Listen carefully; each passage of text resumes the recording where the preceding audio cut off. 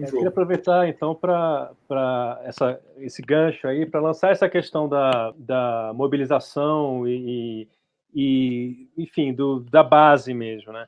Porque, Vitor, você mencionou que em outros meses, na época em que estava terminando ainda estava vigente o auxílio emergencial, mas já tinha notícias de que ele terminaria, ou quando ele foi reduzido, algo assim, houve pequenas iniciativas de mobilização para tentar mantê-lo, para tentar recuperá-lo agora no começo do ano, e que as mobilizações mediadas ou organizadas pelo patronato, pela direita em geral, pelos bolsominions e por aí vai, tiveram mais entrada, e a gente fica surpreso com isso, porque a gente sabe que existia, em algum momento, toda uma estrutura de movimentos sociais, de mandatos locais, de associações de bairro, de partidos e por aí vai, que já foram capazes de fazer grandes mobilizações e pressionar muito o poder público com pautas progressistas, né?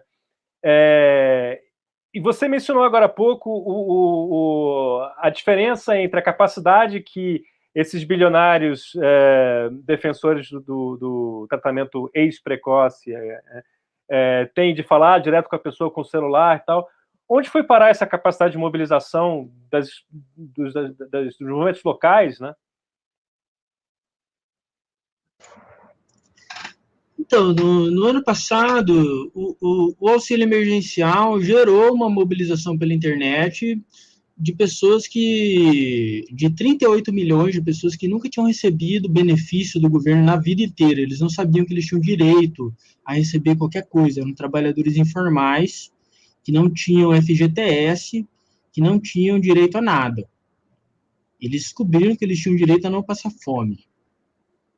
O auxílio emergencial foi uma demonstração prática de que durante a pandemia o governo decidiu, isso veio de cima para baixo, porque foi um produto de uma articulação de uma frente de esquerda com um Congresso no momento de comoção.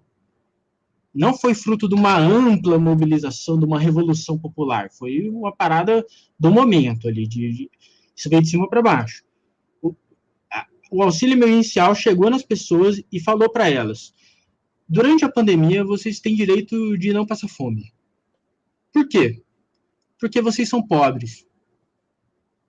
Pobres têm direito de não passar fome. Isso foi uma mensagem extremamente poderosa para milhares de pessoas que aprenderam a usar o celular para conseguir pegar o auxílio.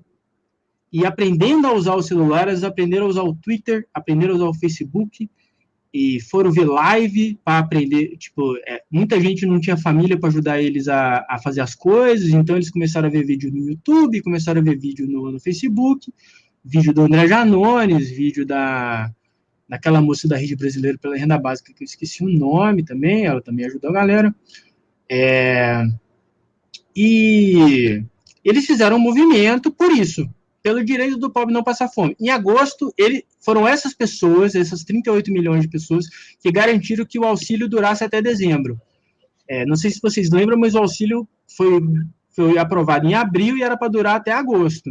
Em agosto, ele foi simplesmente estendido em R$600, apesar do governo falar que ele queria que fosse 200. Ou seja, alguém fez esse auxílio ser estendido, e foram essas pessoas. Elas se mobilizaram e garantiram. Em outubro, novembro, quando elas viram que estava acabando, elas começaram a se mobilizar pelas redes sociais, e a grande referência era o André Janones. O André Janones é um deputado do Avante, que ele é um deputado que usa redes sociais. Ele não é de um movimento social, ele é um cara meio direitoso, no sentido de ser um cara conservador, em termos de moral e política, no sentido de ser um cara que não faz enfrentamento com a ordem. Então, ele era a grande referência, o ponto de encontro da galera, e a galera era referência, e ele direcionou o povo para o quê? Para pressionar o Rodrigo Maia para garantir o auxílio até depois de dezembro. Então, o que aconteceu? 80% de todas as redes sociais do Rodrigo Maia começaram a ser auxílio, auxílio, auxílio, auxílio, auxílio, o povo xingando, ameaçando o Rodrigo Maia, fazendo as mães de família, ameaçando o Rodrigo Maia, falando para ele que eles iam saquear supermercado se o Rodrigo Maia não fizesse as coisas que eles queriam. Aí, quando o Rodrigo Maia pegou Covid, não sei se vocês lembram, entrou um vice, que é um Marcos alguma coisa, e a galera foi nas redes sociais dele, começou a ameaçar ele também. Então, tipo assim, um monte de mãe de família começou a mandar mensagem, comentar nas paradas dele, falando: se você não fizer o negócio, eu vou quebrar tudo. Se você não fizer o auxílio, eu vou saquear o supermercado. E faça isso. Opa. Então, existia uma galera mobilizada. Naquela época, a esquerda tinha uma avaliação que era que o auxílio era o esteio da popularidade do Bolsonaro. Então, não podia apoiar o auxílio, porque se o auxílio fosse estendido, a popularidade do Bolsonaro ia durar mais. Basicamente, é isso que aconteceu. Estava tendo as eleições municipais, e as pessoas estavam com problema também de mobilização, de agenda, né? Mas tinha essa avaliação fundamental, que era que, tipo assim, o auxílio é o que deu a popularidade para o Bolsonaro. Portanto, a gente não pode mexer com isso. Eu acredito que teve uma fragmentação aí, porque houve projetos de lei, inclusive, de parte da esquerda, pelo menos, para tornar ele um direito fundamental. Mas... Que teve um racha, né, que continua acontecendo hoje. É verdade, mas era um racha minoritário, assim, tipo, você via até os comentários dos parlamentares, quando eles falavam a favor do auxílio, a maior parte da base ficava falando isso, que o auxílio era um negócio que favorecia o Bolsonaro, porque, na prática, o que aconteceu foi que ele se apropriou. Acho que isso é uma questão complexa também, né, tipo, na verdade foi ele que se apropriou mesmo, né, é uma questão difícil, mas... por que isso aconteceu, né? Por que a direita se apropriou desse processo? Essa que é a questão, né, mais importante, que você perguntou, na verdade, desculpa. Acho que esse é o ponto, né? Quer dizer, eles estavam ali, né? Eles estavam mais presentes já num ambiente que costumava ter uma presença forte de movimentos de esquerda. Sim. Então, o que aconteceu, né? Começou a ter o aumento dos casos nas cidades e basicamente quem reclamou das medidas restritivas nas cidades foi a direita e os pequenos patrões.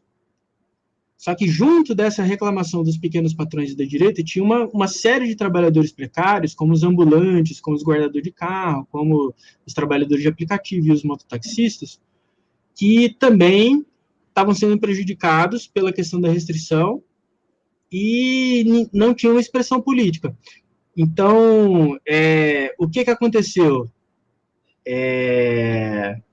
Como não tinha mais auxílio e não tinha ninguém para falar por eles, eles acabaram sendo representados pelos patrões.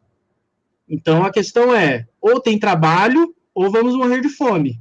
Ou a gente se infecta, ou vamos morrer de fome. Virou esse o dilema. Essa que é a questão. Então, a direita conseguiu transformar economia ou vida. Economia. A vida a gente vê depois.